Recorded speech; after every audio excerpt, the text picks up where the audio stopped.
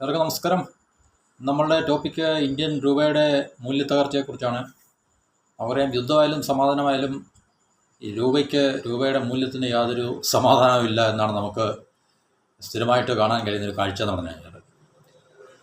അതായത് നമ്മൾ നേരത്തെയും രൂപയുടെ മൂല്യ തകർച്ചയെക്കുറിച്ച് പല വീഡിയോകൾ ചെയ്തതാണ്. കാരണം ഓരോ സമയത്തും ഇപ്പം ഫോർ എക്സാമ്പിൾ ചിലൊരു സ്റ്റാൻഡേർഡുണ്ട്. ഇപ്പം ഉദാഹരണത്തിന് 80ലേക്ക് എത്തുമ്പോൾ നമ്മുടെ അതൊരു ഹിസ്റ്റോറിക്കൽ പിന്നെ ഇതുവരെ എത്താത്തൊരു ഫിഗറാണ് റുപ്പി ഡോളർ ടേംസിൽ. അത് കഴിഞ്ഞ് 80 കഴിഞ്ഞ് കുഴപ്പമൊന്നുമില്ല, 85 90 വീണ്ടും ഒരു ഷോക്കിംഗ് ആയിട്ടുള്ള ഇവൻ്റ് ആകും. ഇപ്പോൾ നമ്മൾ കഴിഞ്ഞ ദിവസം റുപ്പി 95 ക്രോസ് ചെയ്ത് ഡോളറുമായിട്ടുള്ള എക്സ്ചേഞ്ച് റേറ്റിലാണ് പറയുന്നത്. 95 മുകളിൽ പോയിട്ട് നമ്മൾ പൊതുവെ എല്ലായിടത്തും നമുക്ക് കാണാൻ കഴിഞ്ഞൊരു വാർത്തയും റിപ്പോർട്ടും ഒക്കെ തന്നെയാണ്. ഓക്കെ, ഇപ്പം നമുക്ക് തീർച്ചയായിട്ടും അറിയാം, മിഡിൽ ഈസ്റ്റിൽ യുദ്ധം നടന്നുകൊണ്ടിരിക്കുന്ന സാഹചര്യത്തിലും എണ്ണയുടെ വിലയും ഒക്കെ തന്നെ നമ്മൾ പരിഗണിക്കുമ്പോൾ തീർച്ചയായിട്ടും യുദ്ധം തുടങ്ങിയപ്പോഴേ നമുക്കറിയാമായിരുന്നു രൂപയുടെ മൂല്യത്തിൽ തകർച്ച ഉണ്ടാകുമെന്നുള്ള കാര്യത്തിൽ സംശയങ്ങളൊന്നുമില്ല. അല്ലാതെ തന്നെ രൂപയുടെ മൂല്യം തകർന്നുകൊണ്ടിരിക്കുകയാണ് എപ്പോഴും.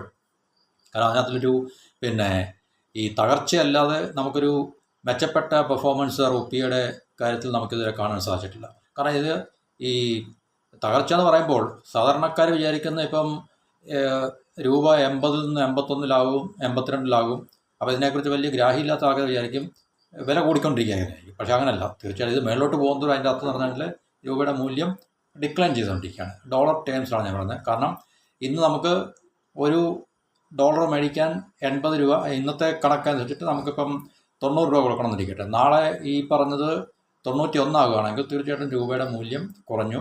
92 ആകുമ്പോൾ തീർച്ചയായിട്ടും വീണ്ടും കുറയുന്നു. 93 ആകുമ്പോൾ കുറയുന്നു.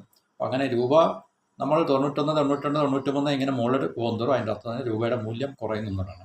ഡോളറുമായിട്ട് നമ്മൾ എക്സ്ചേഞ്ച് റേറ്റ് പരിഗണിക്കുമ്പോഴുള്ള കാര്യമാണ്. അപ്പോൾ ഇവിടുത്തെ പ്രധാനപ്പെട്ട പ്രശ്നം എന്ന് പറഞ്ഞാൽ ഇപ്പോൾ ഗ്ലോബൽ മാർക്കറ്റിൽ തീർച്ചയായിട്ടും ക്രൂഡിൻ്റെ വില കൂടിക്കൊണ്ടിരിക്കുകയാണ്. അതും 100 മുകളിൽ പോയി 110 അല്ലെങ്കിൽ അതിന് മുകളിലേക്ക് ഏകദേശം സ്കൈ റോക്കറ്റ് ചെയ്തുകൊണ്ടിരിക്കുകയാണ്. കാരണം യുദ്ധത്തിന് അയവ് വരുന്ന ഒരു കാഴ്ച നമുക്ക് കാണുന്നില്ല. അവിടെ തീർച്ചയായിട്ടും ഈ പറഞ്ഞ ഗ്ലോബൽ ഓയിൽ പ്രൈസിലും താഴോട്ടുള്ളൊരു പോക്ക് നമുക്ക് പ്രതീക്ഷിക്കാൻ സാധിക്കത്തില്ല. അപ്പോൾ അങ്ങനെയുള്ളൊരു ഓയിൽ പ്രൈസ് മേലോട്ട് പോകുന്നതോറും തീർച്ചയായിട്ടും റുപ്പിക്ക് ഇതുപോലുള്ള അതിനനുസരിച്ച് വളരെ അടുത്ത കാലത്ത് തന്നെ സെഞ്ചുറി അടിക്കാനുള്ള സാധ്യത നമുക്ക് തള്ളിക്കളയാൻ പറ്റത്തില്ല. അപ്പോൾ ഇതെല്ലാം നമ്മളുടെ ഈ ഇപ്പോഴത്തെ ആഗോള പ്രതിസന്ധി ആണെങ്കിൽ തന്നെയും തീർച്ചയായിട്ടും എപ്പോഴും നമ്മൾ ഇന്ത്യയിൽ ഈ പറഞ്ഞ പ്രതിസന്ധി നേരിട്ടുകൊണ്ടിരിക്കുന്ന ഒരു രാജ്യം തന്നെയാണ്, ഇല്ലേ? കാരണം നമുക്ക് ഈ റുപ്പിയുടെ വാല്യൂ ഡിക്ലൈൻ ചെയ്യുക എന്ന് പറയുമ്പോൾ തീർച്ചയായിട്ടും അത് നമ്മുടെ സമ്പദ് വ്യവസ്ഥയുടെ ഒരു ശക്തിയുടെയും കൂടെ ഒരു കാഴ്ചയാണല്ലോ നമുക്ക് കാണാൻ സാധിക്കുന്നത്. കാരണം നമ്മുടെ സിമ്പിളായിട്ട് പറഞ്ഞു കഴിഞ്ഞാൽ നമ്മുടെ എക്കോണമിയിൽ നിന്നും അല്ലെങ്കിൽ നമ്മുടെ മാർക്കറ്റിൽ നിന്നും നമ്മുടെ കൈവശമുള്ള ഡോളർ വെളിയിലേക്ക് ഔട്ട്ഫ്ലോ ഉണ്ടാകുന്നു എന്നുള്ളതാണ് തീർച്ചയായിട്ടും ഇതിനുള്ള ഒരു പ്രധാനപ്പെട്ട കാരണം.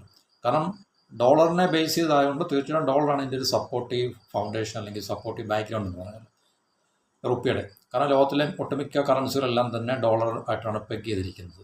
അതുകൊണ്ട് തീർച്ചയായിട്ടും ഒരുമാതിരിപ്പെട്ട എല്ലാ കറൻസികളും അല്ലെങ്കിൽ മറ്റുള്ള രാജ്യങ്ങളിലെല്ലാം തന്നെ കറൻസികളും ഒരുപക്ഷെ ഇപ്പോൾ ഈ ഒരു നിലവാരം അല്ലെങ്കിൽ മൂല്യത്തകർച്ച നേരിടാനുള്ള സാധ്യത വളരെ കൂടുതൽ തന്നെയാണ്. ഇന്ത്യയുടെ മാത്രമല്ല പ്രശ്നം, എല്ലാ രാജ്യങ്ങളുടെയും ഇങ്ങനെ തന്നെയാണ്. കാരണം ഡോളറുമായിട്ട് പെഗ് ചെയ്തിരിക്കുന്ന അല്ലെങ്കിൽ ഡോളറുമായിട്ട് ഫിക്സ് ചെയ്തിരിക്കുന്ന എക്സ്ചേഞ്ച് റേറ്റ് ഫിക്സ് ചെയ്തിരിക്കുന്ന കറൻസികളുടെ എല്ലാ അവസ്ഥ ഇതൊക്കെ തന്നെയാണ്. ലോകത്തിലെ ഒട്ടുമിക്ക രാജ്യങ്ങളിലെയും കറൻസികൾ ഡോളറുമായിട്ടാണ് ഫിക്സ് ചെയ്തിരിക്കുന്നത്.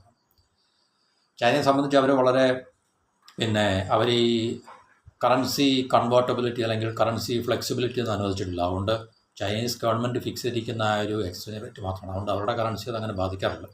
അതുകൊണ്ടാണ് അവർക്ക് തീർച്ചയായിട്ടും കഴിഞ്ഞ ദശാബ്ദങ്ങളിലൊക്കെ തന്നെ അവരുടെ എക്സ്പോർട്ടൊക്കെ ഇഷ്ടം പോലെ കൂട്ടുവാനൊക്കെ തന്നെ സാധിച്ചത്. അപ്പോൾ അതിനെതിരെ അമേരിക്ക ഈ പറഞ്ഞ കഴിഞ്ഞ കുറേ വർഷങ്ങളായിട്ട് ഇതിനെതിരെ ശക്തമായിട്ടുള്ള പ്രതിഷേധം പ്രകടിപ്പിക്കുകയും അല്ലെങ്കിൽ ചൈന ഏതെങ്കിലുമൊക്കെ രീതിയിൽ ഈ ഒരു എക്സ്ചേഞ്ച് റേറ്റ് മെക്കാനിസം അത് ഫ്രീ എന്നുവെച്ചാൽ മാർക്കറ്റ് റേറ്റ് ബേസ്ഡ് ആക്കാൻ വേണ്ടി ചൈനയെ പ്രഷർ ചെയ്യുന്നുണ്ട് അമേരിക്ക കുറേ വർഷങ്ങളായിട്ടാണ്. പക്ഷേ അതൊന്നും നടക്കുന്നില്ല.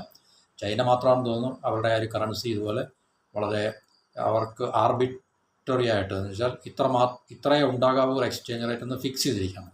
നമ്മുടെ ഇന്ത്യൻ കറൻസി എന്ന് പറഞ്ഞാൽ നമ്മൾ മാർക്കറ്റ് ബേസ്ഡ് ആണ്. മാർക്കറ്റിൽ ഉണ്ടാകുന്ന ചലനങ്ങൾ നമ്മുടെ റുപ്പിയുടെ മൂല്യത്തെ അല്ലെങ്കിൽ എക്സ്ചേഞ്ച് റേറ്റിനെ അത് വളരെ പെട്ടെന്ന് തന്നെ ബാധിക്കും. നമ്മളെ സ്റ്റോക്ക് എക്സ്ചേഞ്ചിലെ കാര്യങ്ങൾ പറഞ്ഞിട്ടുണ്ട്. കാരണം ലോകത്തിൽ എവിടെയെങ്കിലും ഒരു പനിയോ തുമ്മലോ ഉണ്ടായിക്കഴിഞ്ഞാൽ നമ്മുടെ സ്റ്റോക്ക് എക്സ്ചേഞ്ച് സെൻസെക്സും അല്ലെങ്കിൽ നിഫ്റ്റിയൊക്കെ തന്നെ തകരുന്നത് പോലെ തന്നെയാണ് നമ്മളുടെ ഇന്ത്യൻ റുപ്പിയുടെയും അവസ്ഥ എന്ന് പറഞ്ഞു കഴിഞ്ഞാൽ. കാരണം നമ്മൾ പിന്നെ ഈ മാർക്കറ്റ് ബേസ്ഡ് ആണ്, മാർക്കറ്റിൻ്റെ ഡിമാൻഡും സപ്ലൈ അനുസരിച്ചിട്ടുള്ള മാറ്റങ്ങൾക്ക് വിധേയമാണ് നമ്മുടെ ഇന്ത്യൻ റുപ്പി. അപ്പോൾ അങ്ങനെ നമ്മൾ ഒരു മെക്കാനിസം ഉണ്ടാക്കി വെച്ചിരിക്കുകയാണ്. ഓക്കെ, അപ്പോൾ ഇതിപ്പോൾ നമുക്ക് തീർച്ചയായിട്ടും വളരെ ഈ രൂപയുടെ മൂല്യം ഈ മൂല്യത്തകർച്ച ഉണ്ടാകും എന്നുള്ള കാര്യത്തിൽ സംശയമൊന്നുമില്ല. കാരണം ഇപ്പം ഗൾഫിൽ നിലനിൽക്കുന്ന ഈ യുദ്ധത്തിൻ്റെ ബന്ധപ്പെട്ട പ്രതിസന്ധി പെട്ടെന്നൊന്നും വരുവാനുള്ള സാധ്യത ഉണ്ടെന്ന് തോന്നുന്നില്ല. അതുതന്നെയല്ല, നമുക്കിപ്പോൾ ഈ 95, 96 അല്ലെങ്കിൽ ഈവൻ 100 ആയിക്കഴിഞ്ഞാൽ തന്നെ അത് ഗണ്യമായിട്ട് താഴേക്ക് പോകാനുള്ള സാധ്യതയൊന്നുമില്ല. വളരെ മിനിമലായിട്ടുള്ള ചില കുറവനത്തിൽ വന്നു കഴിഞ്ഞാൽ തന്നെ വീണ്ടും ഈ റുപ്പിയുടെ ഡിക്ലൈൻ തുടർന്നുകൊണ്ടേയിരിക്കും എന്നുള്ള കാഴ്ചയാണ് നമ്മളെ സംബന്ധിച്ച് നമുക്ക് മനസ്സിലാക്കാൻ സാധിക്കുന്നത്. ഇപ്പോൾ പ്രൈസ് നമുക്കറിയാം, ഉയർന്ന സാധന സാമഗ്രികളിലൊക്കെ വില കൂടിക്കൊണ്ടിരിക്കുകയാണ്. അപ്പം എന്തായാലും തീർച്ചയായിട്ടും കൂടിയ വില അത് കുറയാനോ അല്ലെങ്കിൽ ഗണ്യമായിട്ട് താഴേക്ക് പോകാനോ ഒരിക്കലും അത് അങ്ങനെ സംഭവിക്കത്തില്ല. കാരണം അങ്ങനൊരു അവസ്ഥ നമ്മൾ പ്രതീക്ഷിക്കാൻ വേണ്ട. അപ്പം വിലകളും പ്രോഡക്ട്സിൻ്റെ ഉൽപ്പന്നങ്ങളുടെയും സേവനങ്ങളെയൊക്കെ തന്നെ വിലകളും കൂടിക്കൊണ്ടിരിക്കും. അപ്പോൾ ഈ പറഞ്ഞ രൂപയുടെ മൂല്യവും തീർച്ചയായിട്ടും ഇങ്ങനെ ഡിക്ലൈൻ ചെയ്ത് മുന്നോട്ട് പോയിക്കൊണ്ടിരിക്കും. അപ്പോൾ ഇത് മാർച്ചിൽ തന്നെ ഏകദേശം 4% രൂപയുടെ മൂല്യത്തിന് ഇടിവുണ്ടായെന്നാണ് കണക്കുകൾ പറയുന്നത്. അപ്പോൾ ഇത് കഴിഞ്ഞ 7 വർഷത്തെ കണക്കുകൾ നമ്മൾ എടുക്കുകയാണെങ്കിൽ പ്രതിമാസ ഈ തകർച്ചയിൽ ഏറ്റവും കൂടുതൽ രേഖപ്പെടുത്തിയിട്ടുള്ളത് ഈ 4%. അതൊരു പക്ഷേ ഇപ്പോൾ നിലനിൽക്കുന്ന ഈ ഒരു ജിയോ പൊളിറ്റിക്കൽ കണ്ടീഷൻസ് നമുക്ക് കണക്കിലെടുക്കാം. അതുകൊണ്ടായിരിക്കാം ചിലപ്പോൾ ഇത്രയും വളരെ എന്താണ് പറയുന്നത് ഒരു മാസീവ് ഡിക്ലൈൻ ഉണ്ടായിട്ടുള്ളത്. കഴിഞ്ഞ 7 വർഷം രൂപയ്ക്ക് പ്രതിമാസം ഉണ്ടായിട്ടുള്ള ഡിക്ലൈന് ഈ ഒരു മാർച്ചിലാണ്, 2023 മാർച്ചിലാണ് രേഖപ്പെടുത്തിയിരിക്കുന്നത്. അപ്പം ഇതിനകത്തിലെ പ്രധാനപ്പെട്ട ഒരു വിഷയം ഞാൻ പറഞ്ഞു, ഡോളർ നമ്മുടെ മാർക്കറ്റിൽ നിന്നും ഇക്കോണമിയിൽ നിന്നും പുറത്തേക്ക് ഔട്ട്ഫ്ലോ ഉണ്ടാകുന്നുണ്ട്. കാരണം നമുക്കറിയാം, ഇപ്പം നമ്മൾ ഇമ്പോർട്ട് ചെയ്യുന്ന ഐറ്റംസ് പ്രധാനമായിട്ടും ക്രൂഡ് നമുക്ക് ഇന്ത്യയുടെ 80% മുകളിലും നമ്മൾ ക്രൂഡ് ഇമ്പോർട്ട് ചെയ്യുകയാണ്. അപ്പോൾ ഇതിൻ്റെ പ്രൈസിൽ ഉണ്ടാകുന്ന നേരിയ ചലനങ്ങൾ പോലും നമ്മളുടെ ഇമ്പോർട്ട് ബില്ലിനെ കൂട്ടും.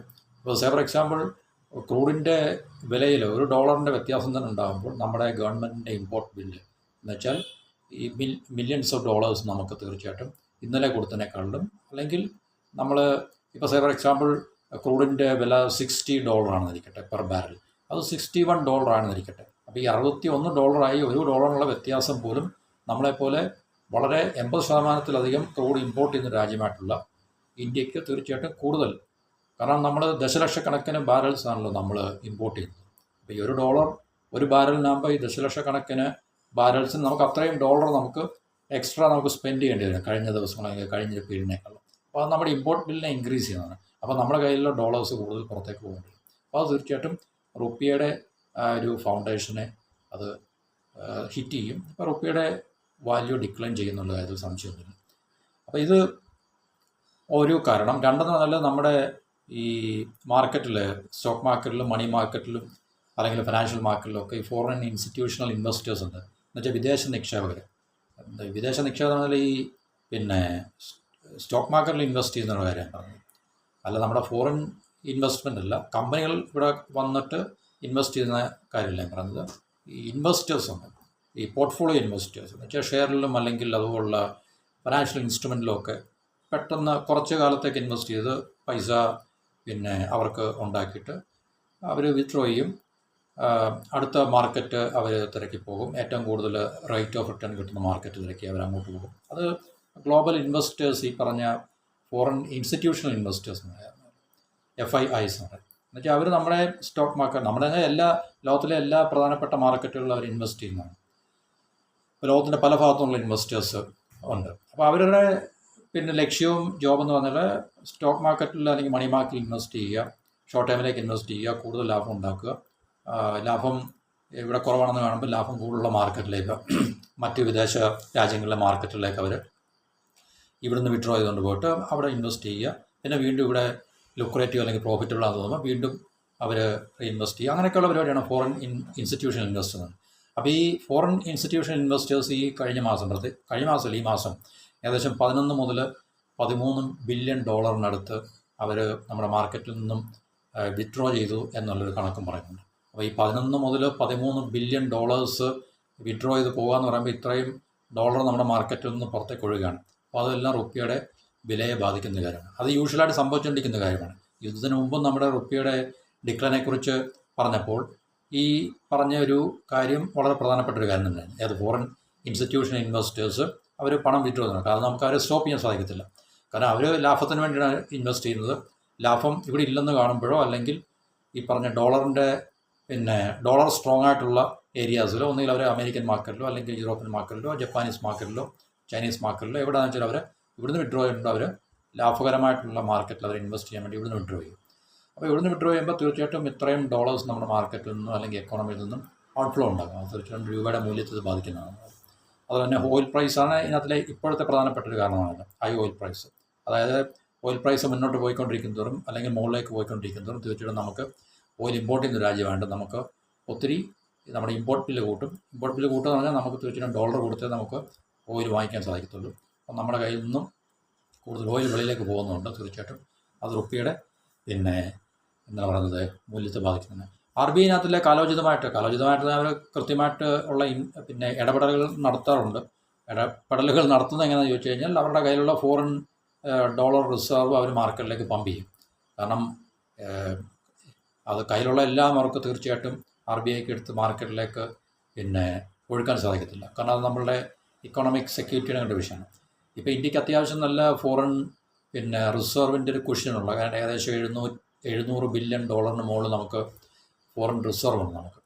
അപ്പോൾ ഫോറിൻ റിസർവ് ഉള്ളതുകൊണ്ട് നമ്മുടെ രാജ്യത്തെ സംബന്ധിച്ച് അത് ആർ ബി ഐക്ക് ഈ റുപ്പി ഇതുപോലെ മൂല്യ തകർച്ച ഉണ്ടാകുമ്പോൾ അല്ലെ മൂല്യശോഷണം ഉണ്ടാകുമ്പോൾ അവർ എപ്പോഴും ഒരു നിശ്ചിത അളവിലുള്ള ഡോളർ മാർക്കറ്റിലേക്ക് അവർ വിറ്റ് ഡോളറിൻ്റെ ഒരു സപ്ലൈ എൻഷുർ ചെയ്യും. അപ്പോൾ അങ്ങനെ ആ രൂപയ്ക്കുണ്ടാകുന്ന മൂല്യത്തെ വളരെ മിനിമലായിട്ട് അവർക്ക് കൺട്രോൾ ചെയ്ത് നിർത്താൻ സാധിക്കും. അങ്ങനെയാണ് ആർ ബി ഐ സ്ഥിരമായി ചെയ്യുന്നത്. പൂർണ്ണമായിട്ടും അവർക്ക് കാരണം ചെയ്യാൻ സാധിക്കത്തില്ല. കാരണം കയ്യിലുള്ള ഫോറിൻ എക്സ്ചേഞ്ച് ഡോളറെല്ലാം കൂടെ മാർക്കറ്റിലേക്ക് വിറ്റഴിക്കാൻ സാധിക്കത്തില്ല.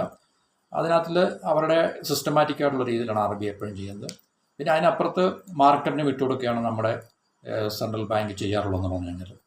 അപ്പോൾ ഈ പറഞ്ഞ ഈ പ്രത്യാഘാതങ്ങൾ എന്തൊക്കെയാണെന്ന് ചോദിച്ചു കഴിഞ്ഞാൽ നമുക്കറിയാം. തീർച്ചയായിട്ടും ഓയിലിൻ്റെ പ്രൈസ് കൂടിക്കഴിഞ്ഞാൽ നമ്മുടെ രാജ്യത്ത് സാധനങ്ങളുടെ എല്ലാം വില വർദ്ധിക്കും. കാരണം ഓയിലിനെ ഡിപ്പെൻഡ് ചെയ്താണ് നമ്മുടെ എൻ്റയർ എക്കോണമി റൺ ചെയ്യുന്നത്. അപ്പോൾ അങ്ങനെ എൻ്റയർ എക്കോണമി ഇങ്ങനെ നമുക്ക് ഓയിലിനെ ഡിപ്പെൻഡ് ചെയ്യുന്നതായതുകൊണ്ട് ഈ പറഞ്ഞ ഓയിലിൻ്റെ പ്രൈസ് കൂടുമ്പോൾ ഇൻപുട്ട് കോസ്റ്റ് കൂടും. കാരണം ഇത് ഇമ്പോർട്ട് ചെയ്ത് നേരത്തെ നമ്മൾ കൊടുത്തതിനേക്കാൾ കൂടുതൽ വില കൊടുത്ത് നമുക്കിവിടെ വരുമ്പോഴത്തേക്കും അത് കൺസ്യൂം ചെയ്യുന്ന ആൾക്കാരുടെ കയ്യിലെത്തുമ്പോൾ കൂടുതൽ വില കൊടുക്കേണ്ടി വരും. അപ്പോൾ തീർച്ചയായിട്ടും അത് ഒരു കാസ്കേഡിങ് ഇഫക്റ്റ് എന്ന് പറയും. എന്നുവെച്ചാൽ എല്ലാത്തിനെയും ബാധിക്കും. ഒരു ചെയിൻ റിയാക്ഷനാണുണ്ട്. അപ്പം സാധനങ്ങളുടെയും സേവനങ്ങളുടെയൊക്കെ വില കൂടും. വില കൂടുമ്പോൾ രാജ്യത്ത് ഇൻഫ്ലേഷൻ ഉണ്ടാകും. അത് നമ്മളെപ്പോലുള്ള സാധാരണക്കാരുടെ പർച്ചേസിങ് പവറിനെ എന്ന് വെച്ചാൽ നമ്മുടെ എന്താ പറയുന്നത് വാങ്ങൽ ശേഷി ഇത് ബാധിക്കും. ഫോർ എക്സാമ്പിൾ ഇപ്പം നമുക്ക് 100 രൂപ നമ്മുടെ കയ്യിലുണ്ടായിരുന്നു നമ്മുടെ ഇൻകമായിട്ട്. അപ്പോൾ പ്രൈസ് കൂടുമ്പോൾ നമുക്ക് തീർച്ചയായിട്ടും ഈ ഇൻകത്തിന് വലിയ മാറ്റങ്ങൾ ഈ റെഗുലറായിട്ട് ഉണ്ടാകത്തില്ലല്ലോ. ആരുടെയും ഇൻകം അല്ലെങ്കിൽ വരുമാനത്തിന് മാറ്റങ്ങൾ ഉണ്ടാകത്തില്ല. വരുമാനം സെയിം ആയിരിക്കും ഒരു ലോങ് പീരീഡ് ഓഫ് ടൈം തന്നെ. പക്ഷേ ഈ പറഞ്ഞ പ്രൈസ് എന്ന് പറഞ്ഞു കഴിഞ്ഞാൽ എപ്പോഴും ഫ്ലക്ച്വേറ്റ് ചെയ്തുകൊണ്ടിരിക്കും, എപ്പോഴും കൂടിക്കൊണ്ടിരിക്കും. അപ്പോൾ അതുകൊണ്ട് തീർച്ചയായിട്ടും വരുമാനം നമ്മളുടെ ഈ സ്പെൻഡിങ് പവർ നമുക്ക് കുറവാകും.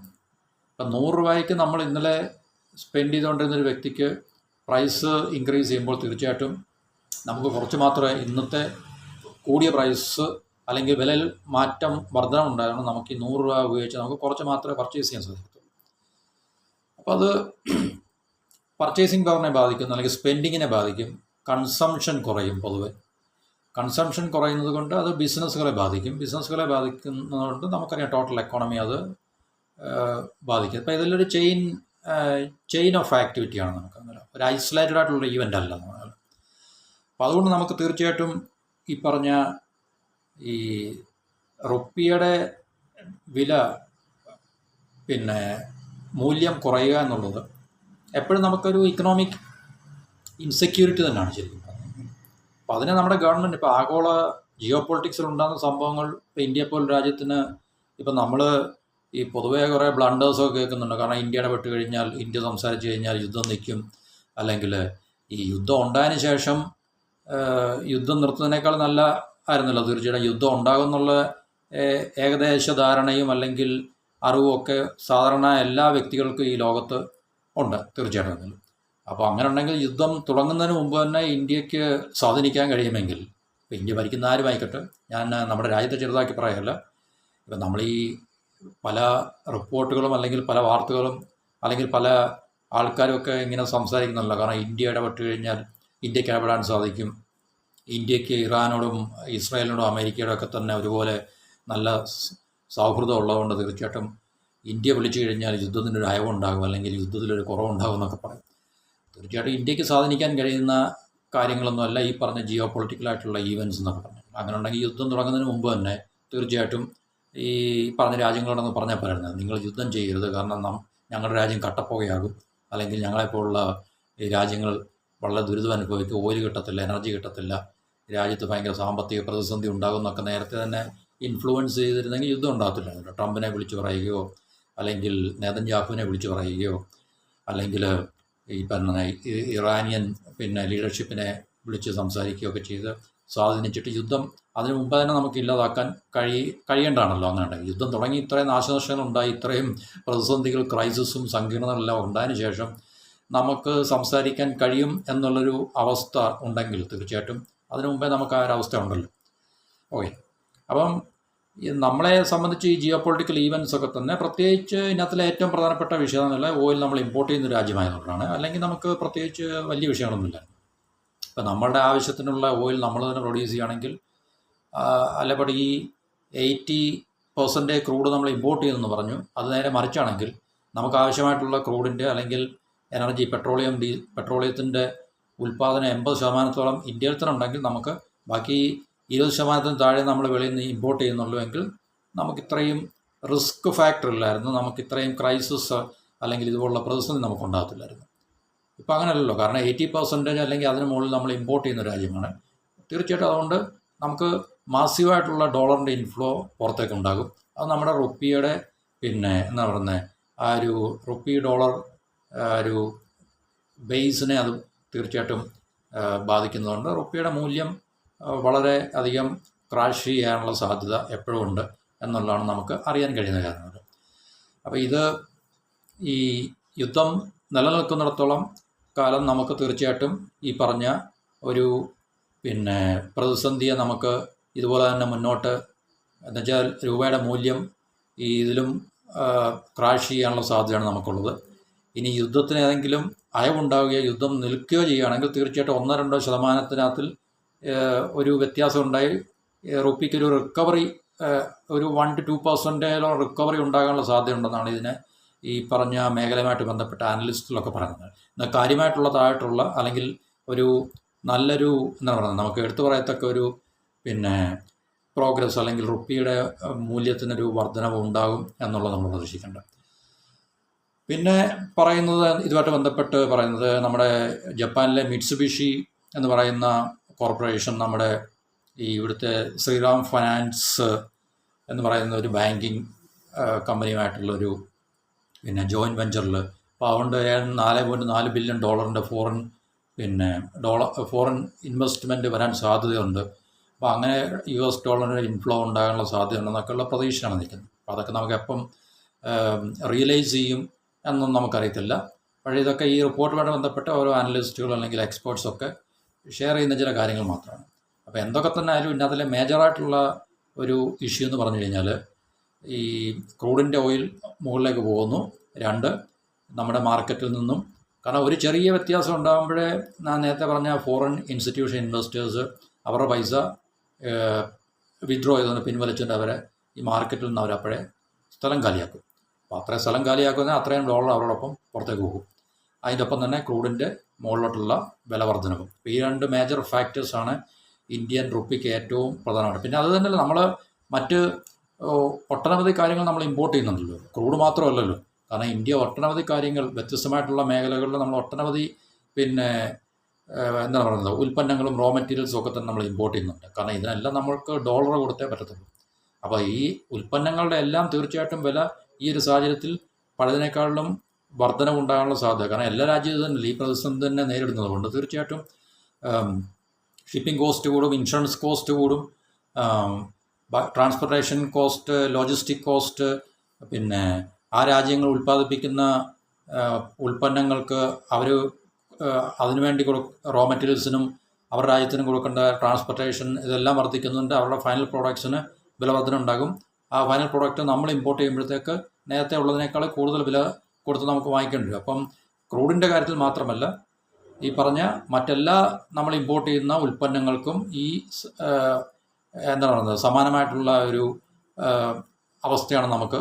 കാരണം ഇമ്പോർട്ട് ചെയ്യുന്നുണ്ടെങ്കിൽ നമുക്ക് തീർച്ചയായിട്ടും കൂടുതൽ ഡോളർ കൊടുത്ത് മാത്രമേ നമുക്ക് ഇമ്പോർട്ട് ചെയ്യാൻ ഈ ഒരു സാഹചര്യത്തിൽ പറ്റത്തുള്ളൂ.